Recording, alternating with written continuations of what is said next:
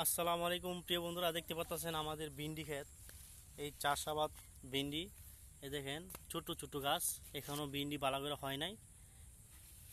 এই যে মারিও আসছে, মেরাজও আসছে, দেখেন এরা ভিন্ডি খেতে আসছে। দেখেন ভিন্ডি এখনো ভালো করে হয় নাই, যার কারণে ভিন্ডিও এখন 100 থেকে 120 টাকা কেজি। দোয়া করবেন এই ফসলের জন্য, এই ফসল যাতে ভালো করে নিতে পারে, যা নিতে পারলে হয়তোবা আপনার ভিন্ডিগুলা যখন বড় হবে তখন আস্তে আস্তে সবাই খেতে পারবে। এখন পানির কারণে সবজি নাই, যার কারণে সবজি প্রচুর দামে সবজি বিক্রি করতে হচ্ছে। দেখেন পানিতে মানুষের গায়ে গাদলাই, বৃষ্টির বাদলের জন্য মানুষ সবজি নিতে পারতেছে না। দেখেন পুরাটা ক্ষেত ভিন্ডি।